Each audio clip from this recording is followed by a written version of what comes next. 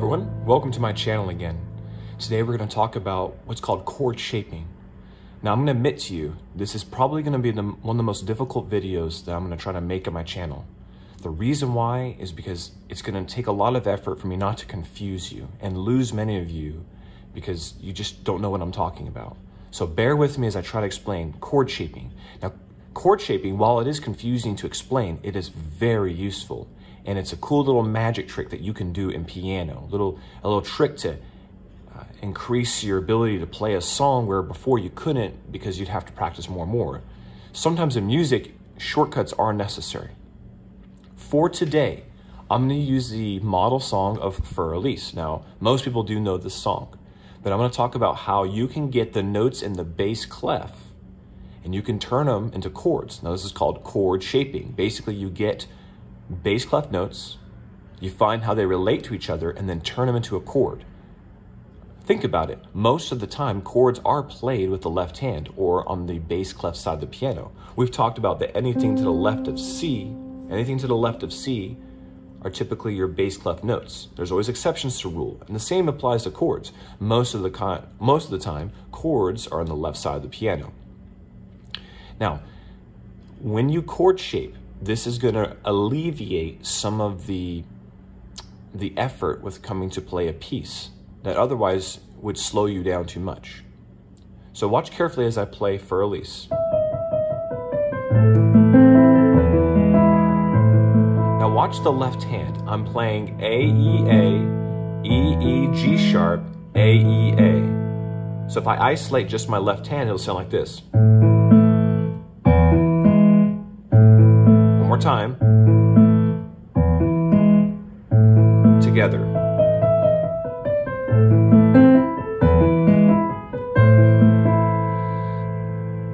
Now, it's going to be a little bit confusing because today I'm going to flip how I explain it. I'm going to give you the solution, but then explain the process. Now, the work has been done on songs like this and How Leonard's Easy Play today.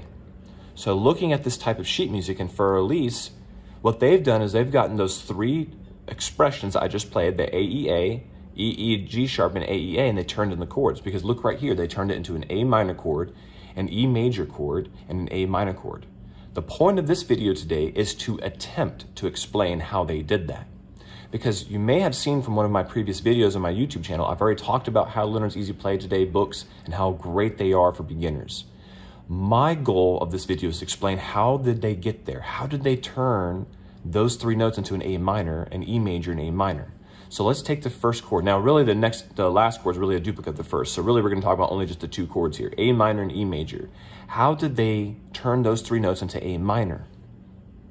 Now, A minor is not the same exact thing as A, E, A. Okay, so A, E, A is different from an A minor. Now listen to this. The notes are different, but the sound is about the same. So I'm going to repeat that. The notes are different, but the sound is about the same. Okay, so there's different things in piano or music in general that just because something might be a little bit different doesn't mean it's not going to sound very similar, or vice versa. Just because they're very similar doesn't mean they're going to sound exactly the same. Okay, so I suppose I'd call this an A minor octave. And then this would be a traditional root position A minor. Now notice how we're losing a note here. We're not playing the C. So how did the creators of the book that we showed you with the easier sheet music, how did they know to play an A minor?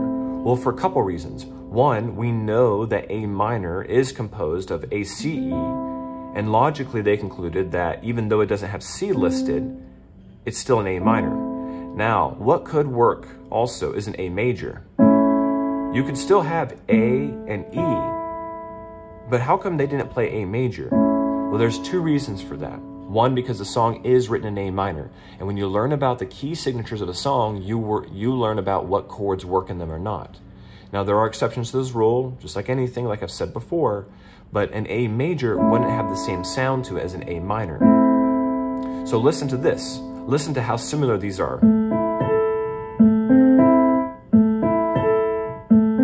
Versus this. They don't sound the same.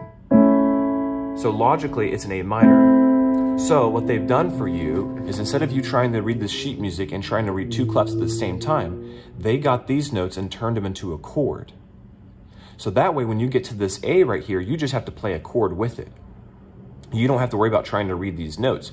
You can play a chord. This is another great reason of chord shaping is for folks who can't read bass clef. I've known a lot of folks who they came to me as students, or I met them as fellow musicians and didn't know how to read the bass clef because they didn't need to before.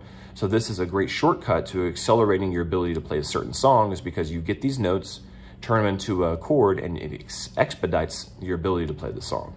So we've talked about A, E, A, and we talked about how that can be turned into an A minor. What's the next one? E, E, and G sharp. E, E, and G sharp. Well, what chords would work for that? As I said before in this video, we already know the solution to that, because when we look right here, they've already told us the answer, E major. Now this is why E major works in this. Because what three notes compose E major? Remember from our chord video, my channel? E major, a 4-3 ratio. Start with E, the root note, 1, 2, 3, 4, 1, 2, 3, E major. So they've logically concluded that it has to be an E major. The reason why is we know for sure it has a G sharp and an E. Now it was E, E, G sharp all stretched out, but it doesn't matter that it's stretched out, it's still the same notes. The two notes they used was E and G sharp, but they didn't use a B. But that does not automatically mean that that wouldn't work. Because if it's not a B, then it would be some obscure chord that's almost never used. So simply put, without trying to confuse you, E major still works. So to finish out this video, let me show you how the sound will be different when you turn it into chords. Now, if I play it normally, okay, so I'm not gonna play it the easy way, I'm gonna play it the normal way. Now listen to it after I chord shape.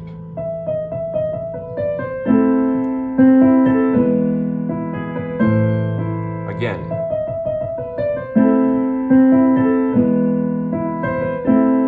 It's A minor, E major, A minor.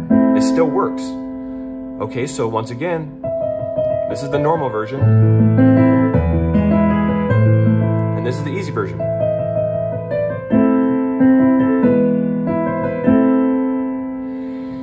So effectively that concludes my video. I wanted to show you the power of chord shaping. It has been done in sheet music, but there is a process to get there. It is an art, more of an art than it is a science. But all you have to do is when you look at a song, think about the notes that are in the bass clef. To finish out, I'm going to look at another song, for example. Let's look in Waltz in B minor by Chopin. Oh, all right, let's look at these notes. We have B, F, B, and D. Or this is an F sharp right here. Now, this is a little bit confusing, but how do I know that this is a B? I could turn this into a B minor chord. There's nothing on here telling me this is a B minor chord, but I can turn it into one because I know a B minor chord does have a B, a D, and an F sharp. So you can get stuff like this and turn it into a B minor. So instead of playing, because this is how the bass would sound in this, you would go, instead I could play a B minor. It's the same song, so it would sound like this. So here we go, let me try to demonstrate.